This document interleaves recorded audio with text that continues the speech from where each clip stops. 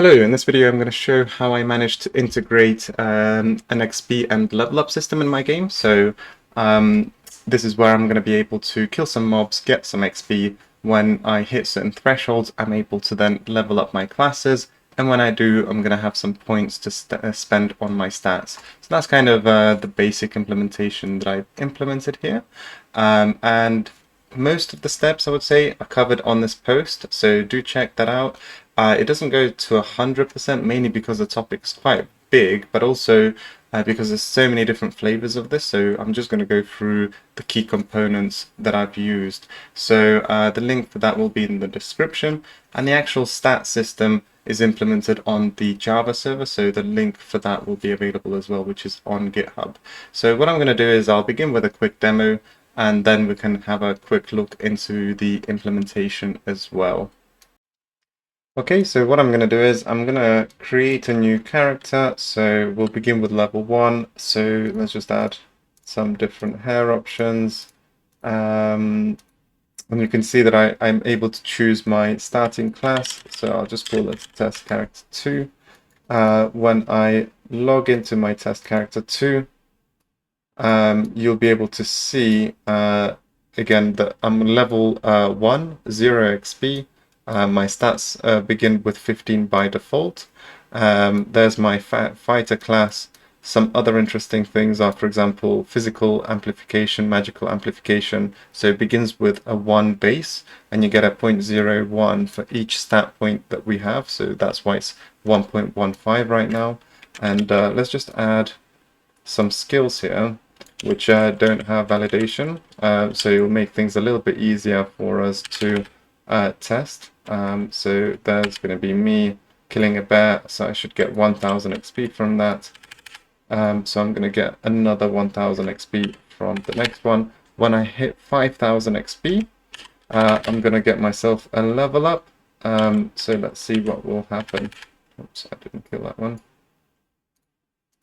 So, and there's my level up. So you can see that there's some particle effects as well. So what will happen when I level up is I'm able to just add 1 point there. So you can see my level up on mage has been processed, and I'm going to get some points to spend as well. So for example, I'm going to add 5 intelligence, and this is going to bring my magical amplification up a little bit. So now I'm going to do a little bit more damage with my spells, right? So now you can see I'm hitting 400 damage, for instance, which I wasn't hitting before. I'm just going to show that other attributes are connected as well. So for example, I'll just add another fighter, and I'll be able to perhaps add some stamina. So let's have a look at what my max HP is right now. So it's 250. So if I'm going to add some stamina, let's have a look. You probably noticed my bar gone up a little bit. So my max HP now is 300, right? So I got 10 extra HP per stat point. So this is a really basic implementation with my stat system right now. There are going to be some bugs because I didn't take into account things like race conditions, but I just wanted to put a skeletal implementation in place, and then I'm going to iterate upon it and resolve all of these bugs in the near future. So one of the key things that I wanted here is a dynamic level up system. So I'm going to want to enable multi-classing in my game so that I can basically splash some warrior, some mage, and getting those classes will enable me to pick up new skills. But then I can also place my points accordingly to equip certain gear, right? So that's kind of what I'm trying to achieve, which is probably quite different to the vanilla games out there. So yeah, let's have a look at the implementation from both UE and the custom Java server side then, and how it's all linked together. So perhaps we'll look at the demo again right at the very end after going through a bit of the implementation. Okay, so perhaps the first thing that I'm going to reference is the stats component, which is part of my actor base BP. Okay, so the actor base BP is the base blueprint class that I'm going to be reusing for my monsters, my players, player proxies. So essentially all my actors are going to be sharing this base blueprint. So therefore I put the stats component there. So all of these actors will require stats. In some of the previous videos, I've introduced this connected component base. So this component will deal with all of the communications with my custom server. So in this case, I've actually created the stats component quite a while back, but now I've just extended it to support the level up systems. So I'm just going to reference quickly some of the flow, and then I'll focus a little bit more on the actual level up system. Okay, so the first function that we'll look at is on event begin play, and essentially the first thing that we'll do is fetch the stats, right? So this stats component lives on the actor base BP, so when our actor is spawned, the first thing that we'll want to do is fetch the stats from the server. So the Java server in my case is authoritative, and that's what basically controls all of the stats. So like I say, regardless of whether it's my player or the monster, I need to get the stats from the server, which will contain things like HP, MP, your levels and things like that. And the other thing that I'll do is if this actor is my player, I also want to link the stats that I receive to my widget. So for example, on the action bar, and the stats widget, which is effectively that character stats widget that we saw earlier. So I just want to link the variable on here. So that's what this one will do. So let's see what we've got next. Okay, so for reference, the fetching of the stats itself is just a simple request to the server. So you can see from the connected component base, so this is the component which will deal with the interaction with my server. I can extract the server connect component, and I just need to send a request in order to fetch stats. So the only thing I really need to do is specify the actor ID, and just convert that to JSON and send the WebSocket message. So in this case, this request happens over WebSocket, not UDP, and that's mainly because I need it to be reliable, right? If I request to send my stats, I need that response back, right? So that's being sent over the WebSocket. And in order to process the response, I've got this process message function, and also again, part of my class defaults, this is where I configure the listening update types. You can see that I've referenced the stats update. So then I just need to map out the function for my stats update in order to process it. So let's have a look at what we've got here. Okay, so the response from the server will contain the stats. And with that stats, I need to first make sure that the actor that I'm currently on, right, because I can have multiple actors on the screen, whether they're monsters or players, I'm going to effectively fan out the message to all of them, and then they can confirm whether or not they are the actor who's expecting this message. And then I can start processing it. So the first thing that I'm going to do is merge the base stats. So the server sends the delta. So for example, if only my HP is being updated, I'm only going to have a fraction of the stats being sent here. So it's still following the structure, but the actual message content will always be a delta. And this is to reduce the payload between the server and the client. So I'm going to effectively be merging the data that I receive with all of these variables. So I've got base stats and I've got the derived stats. So perhaps I'll just explain what both of these are first. Okay, so let's take a quick look at the stats types that we have. So in terms of base stats, we're going to have things like your attribute points, so things like strength, dexterity, intelligence, and stamina. And I'm going to have other helpful information like available points to add, which actually can be evaluated based on your level and how many points you've already spent, right? So this is kind of optional. XP to next level is also optional, as I'm able to evaluate that on the server, but it sort of helps with the client so that I don't need to make additional unnecessary calls. Then your other base stats is like your XP and your level. and whether or not you can level. So again, this just helps with the client updates. There's a couple of things missing here which are on a different structure which will be related to your classes. So for example, your class levels. So in this case, the level is generic, whereas you also have a class level. So for example, mage level 3, fighter level 2, etc. Right, so these are the base ones, and from base we should be able to evaluate our derived stats. So these are kept separate because they also merge with other things, like for example your item attributes. So for example, your items may also be able to impact your max HP, and also things like skills, right? So essentially the flow is from your base stats we can derive these statistics and merge them with things like your skills and items.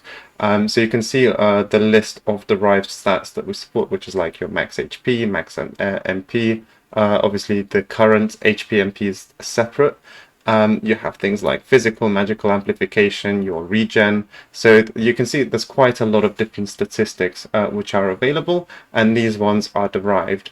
The other key difference is that our derived stats are a double, so effectively you can have decimals in place, whereas your base statistics, they're going to be integers, so whole numbers only.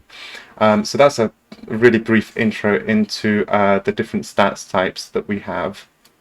Okay, so now we can go back to the process stats update, and as we can see, the first things that we were doing is merging some of these updates together. So this is merge base stats. So essentially, like I say, we're sending the delta. What we're going to do here is apply that delta onto these variables. So you can see that I'm iterating through the base stats, getting all of the keys, and updating my base stats variable. So I'm just going to do that for both the base stats and the derived stats. So you can see it's essentially the exact same flow where I iterate over the derived stats and I simply update the changed values on this variable. The next thing that I do is process the stats visuals. So this is going to be about my level up. So you can see here that I'm taking this stats over here. So you can see that I'm promoting it to a variable. So I'm only processing the updated one, so the delta, not the full variable here. I'm only going to be processing the delta. So from the base stats, I'm going to be extracting that can level parameter. And if that's greater than 0, so it's basically true, I'm going to be spawning some level up particles. So essentially, I've got myself this level up particles class. So at the moment, it's actually like a mana regen one. So this is like a placeholder. So I'm going to be changing this to something else later. But I'm essentially just spawning some particles to represent my level up on my actor. So we can have a quick look at how that works as well. Okay, so let's go inside here. So essentially what we're going to do is spawn this actor, right? So actor to spawn, we want to spawn this actor at this transform relative to the bottom of the character and for this duration, right? So the first thing that we're going to do is evaluate the transform, which is essentially just getting the bottom of the character. So you can see get actor bounds. From there we can get the box extent. So we're going to be effectively getting the bottom of the actor and then adding this transform in, which was just simply 0, 0, 0. Then we're going to be dynamically adding the child actor component. So we could, for instance, add we could add a child actor directly into here, but then we can't represent multiple skills shown simultaneously, right? So that's why we need to add it dynamically. If you throw 3 skills at a character, for instance, you know, you're going to need to have 3 different visual effects, right? So we're going to need to add these child actor components dynamically. And then you can see us setting child actor on class. So this is the actor to spawn that we've provided. And finally, we just need to set the lifetime. So this is another custom function. So essentially, all of these particles will stem from a base blueprint that I've created for these particle effects. And inside there, I've created another function to essentially destroy the child actor class. So you can see here we've got the life cycle. So if we just create a timer by event, once that timer is reached, we're going to ask to destroy the actor. So the child class is not actually able to destroy the parent component. So this one is not really able to destroy the actor component, the child actor component, because it doesn't have the permissions to do that. So that's why I provide reference to self, and I've created a separate function to then destroy that component, right? So it's a little bit convoluted, but it's not necessarily like that difficult, right? We're just setting three things here. So we're selecting the actor to spawn, we're telling it where to spawn, and after that duration, using set timer by event, we're going to simply destroy that actor. So some other things that I'll want to implement here is the fade effect, but there isn't really a simple way of doing that. So this is something that I'll look at in the future. Okay, so now we can go back to our stats component and we can continue where we were. So we just looked into the stats visuals on actor, and the last thing that we're going to look at here is the update dependence. So we only want to update our widgets when they belong to our player's stats. So that's why we just do this check to make sure that if this is a player actor, then we want to update our dependent widgets. So the first thing that we're going to do is update the derived stats on the action bar widget. So let's have a look into that one.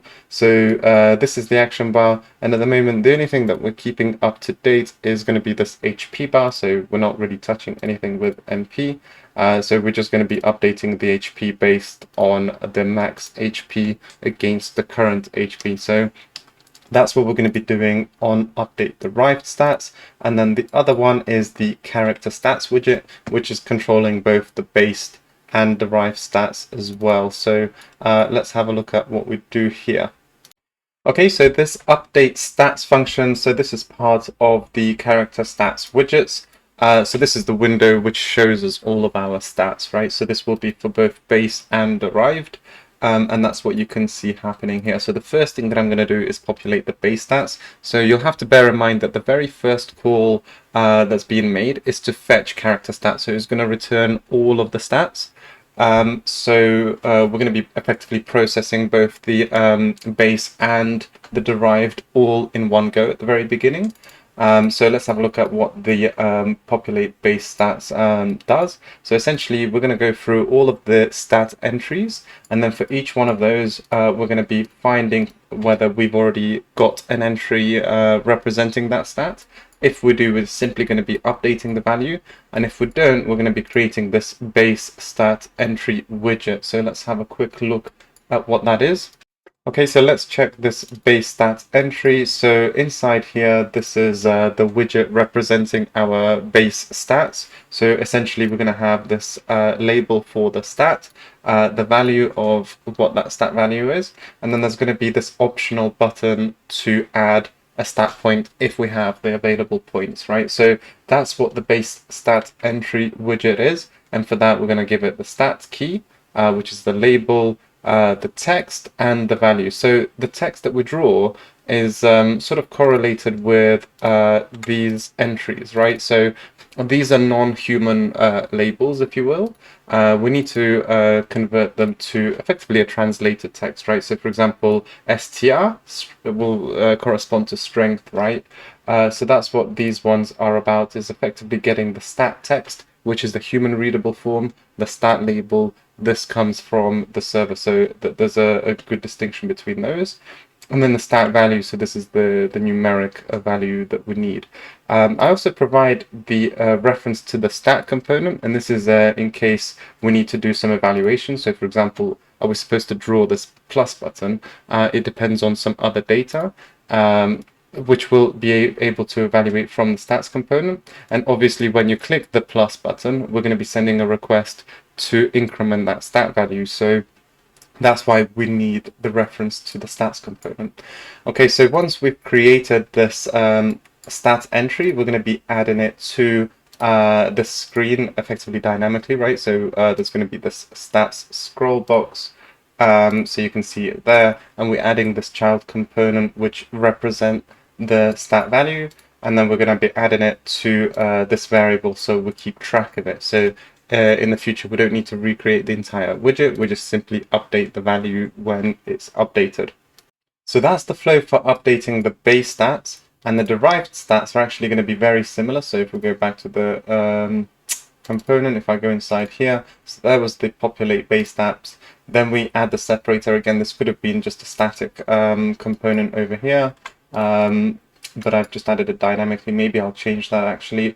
And then I'm going to be populating the derived stats. So the reason I didn't need the stats component linked to the derived ones is because I'm not able to effectively modify them, right? So I'm not going to have a plus button, which is going to be adding things to like my max HP, right? I can't control it, so therefore I don't need that stats component there. So it's following very similar things where basically, yeah, you grab yourself or you process the derived stats, you go through each one of those, and then you create the derived stat entry widget, and then you add it to the scroll box dynamically as well. When we're updating it, we're simply updating the stats value. So that's how we do it over here. So there's the derived stats entry widget. So as you can see, it's very similar, but we're not going to have like this other button to represent the plus. So we don't need the connection with the component, the stats component. So it's a little bit simpler there. Okay, so that basically completes the read-only flow for the stats. So essentially, like I say, we spawn the character on the screen, it gets associated an actor ID, we then fetch the stats from the server, and then when we're receiving them, we update the relevant widgets as we can see here. So if we go back to the stats component, again, we can see that this has completed the flow for processing the stats update. So the next thing that we want to see is how do we then update our stats, which is for the levels and for the attribute points as well. Okay, so we've previously mentioned that we've referenced the stats component with our base stat entry. And one of the flows here is, for example, when we're updating the value, we decide whether or not we need to show the add button, so this button over here. So how do we determine that? Well, let's go inside here. We first check whether we should add if it's a level or if it's a stat. So let's go inside one of these. So you have to bear in mind that for each stat attribute, we create an individual widget, so an individual base stat entry. So we can just see that over here. So create base stat entry. So we iterate over each one of our attributes, and we'll create one of these. So this could be strength, it could be dexterity, it could be mage, it could be fighter. So the way to identify it is going to be via this stat key, which is effectively these fields over here. So let's go back into here. So this stat label represents then dex or strength or stamina, whatever it may be.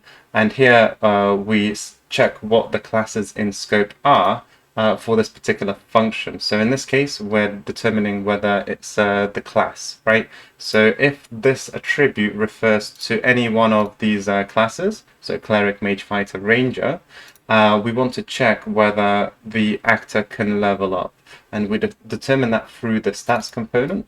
And the way to identify it is to see whether our base stats contain the can level attribute. Right, if it exists and it's greater than 0, so if it's 1, for instance, that means that our actor can level up, and therefore we want to draw the add button, right?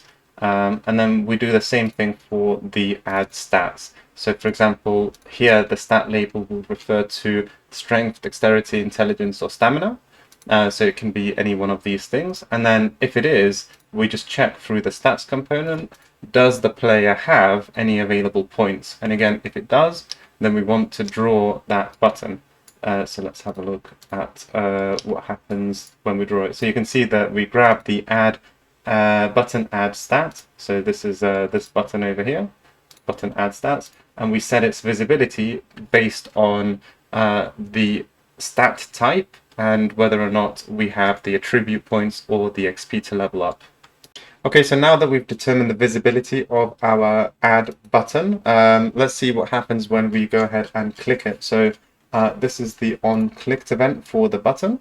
And here we simply make a request to the server to go ahead and process this request. So in this case, this request comes from the stat component itself. As remember, this is the one which has the interface built with the server, and we just reference the stat that we want to increase. So this could be the attribute types like strength, dexterity, or it could be our class to level, so mage, fighter, etc.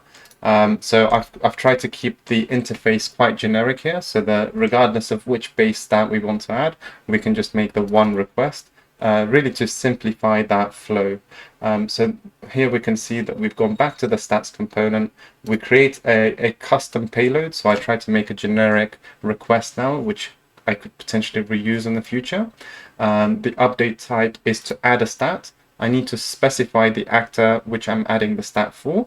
So actually, technically I can evaluate this through my session ID, but I'm actually validating this actor ID against the session ID anyway right now on the server.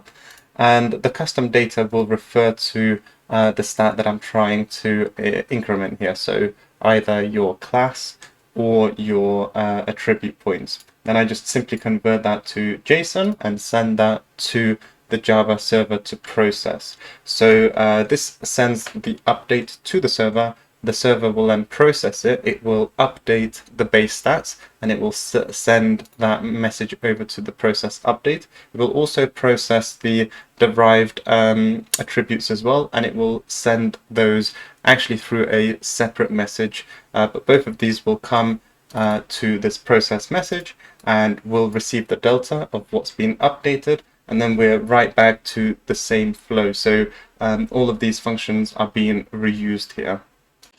Okay, now that we've basically gone over the entire flow within UE, let's have a quick look into what happens on the custom server as well. So the implementation on UE server will not necessarily be significantly different. Well, it really depends on your requirements. But anyway, so here we have a message to add stats, and we send that to the WebSocket. So in my communication socket.java, this is where all of the socket messages are being received. So I have this on message handler, and I'm gonna get my socket process service to process that message. So in here, I basically check to see whether I support that type of update type, and I'm going to be looking inside the function map to see what the function is that we need to call, right? So in this case, there's my add stat.